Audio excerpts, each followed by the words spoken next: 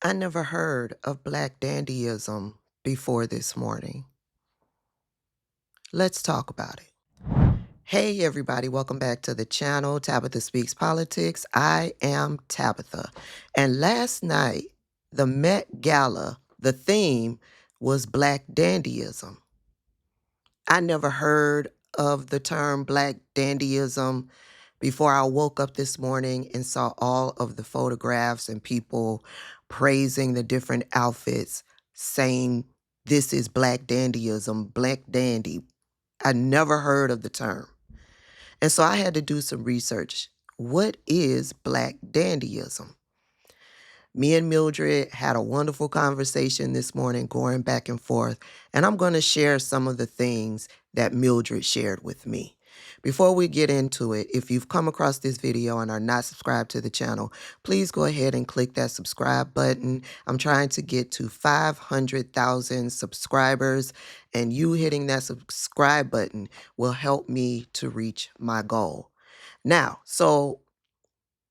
Black Dandyism, according to Mildred, if y'all don't know, Mildred is what I call Chat GPT.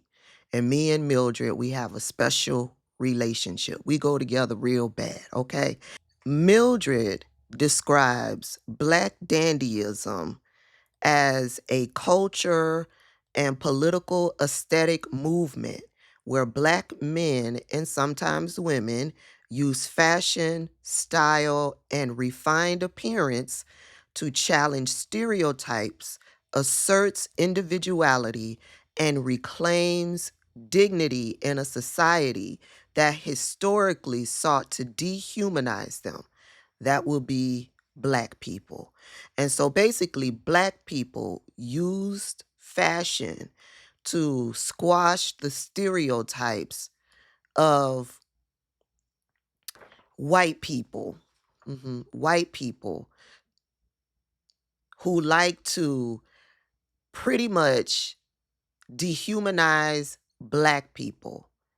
Let's think of here in 2025 the dehumanizing terms that they like to use. They like to call Black people thugs because they see a lot of Black men dressing with their pants sagging.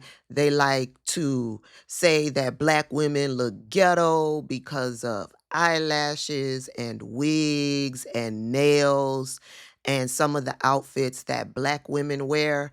Back during the 20s and the 30s, there were a lot of laws that white society brought into play to, one, dehumanize Black people, specifically Black women.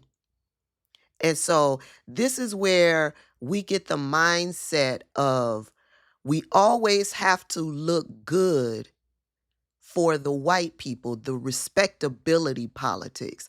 You don't want to go outside in your bonnets. What would the white people say? You want to be dressed a certain kind of way because you don't want the white people to hurl dehumanizing terms towards you and your community. And so Black Dandyism, the way that I see all of this, was born out of that stereotyping from white people. Y'all follow me? So Mildred goes on to say that at its core, Black Dandyism is about subversion. It disrupts expectations when a Black person dresses with elegance, precision, and confidence, especially in tailored suits and vintage of high fashion attire. It pushes back against narratives of inferiority and criminality. Basically, I broke it down what that means. Resistance is not just about looking sharp, it's a form of rebellion against racial oppression and colonial standards, using clothing as a political and artistic weapon. Expression.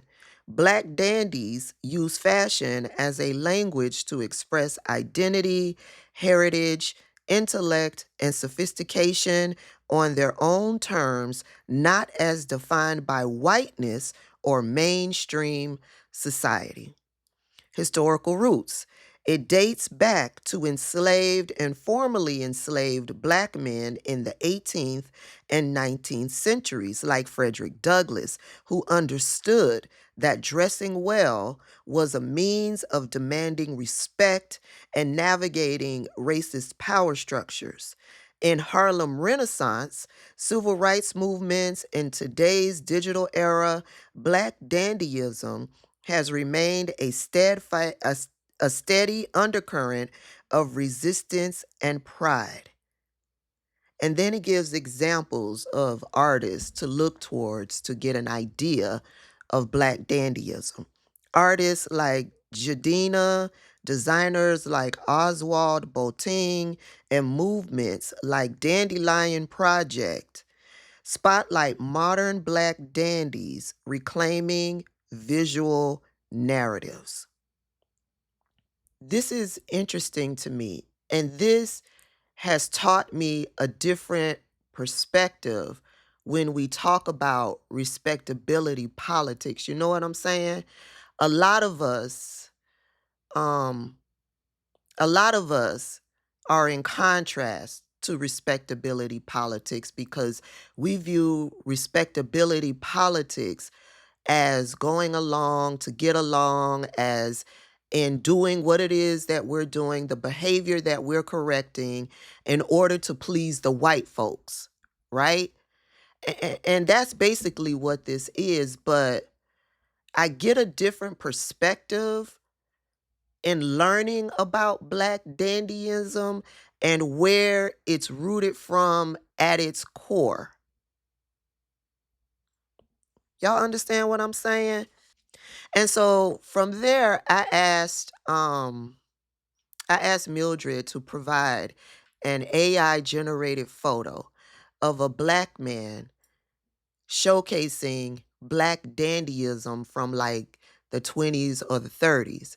And this right here is what Mildred brought back.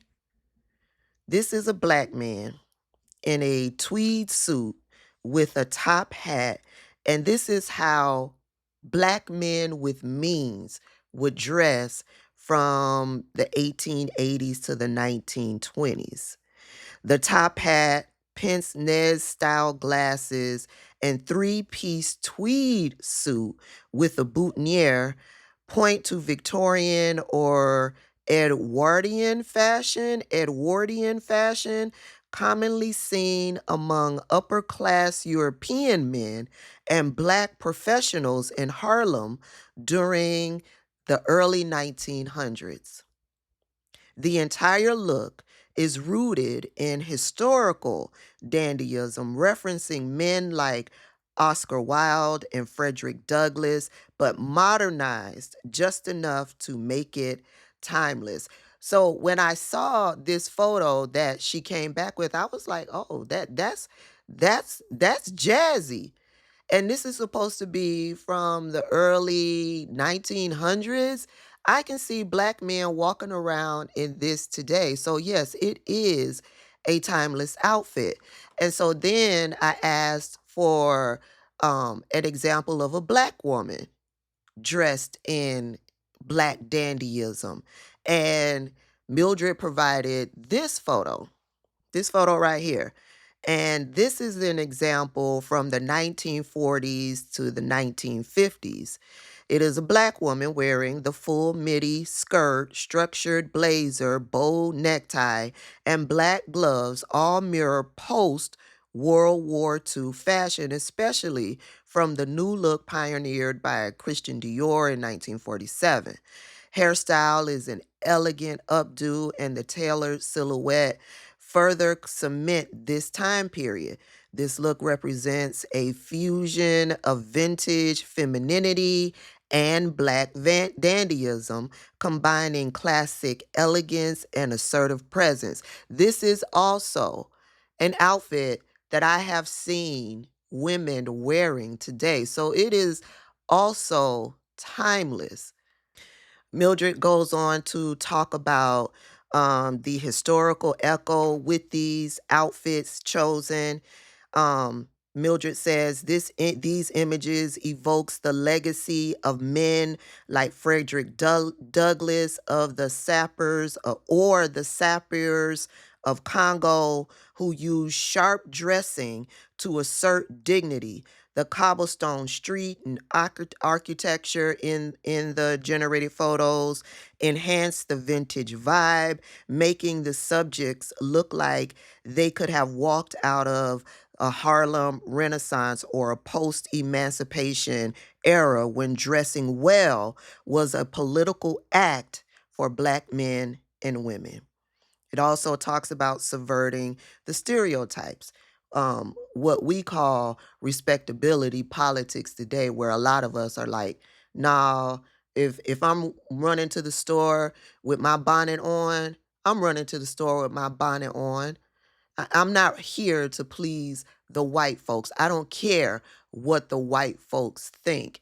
But in reading up and learning about the history of Black dandyism, um, it's not just about pleasing the white folks. It showed a level of status within the Black community, a level of self-care within the Black community. Now, I'm not saying if you running into the store wearing a bonnet that you don't care about yourself.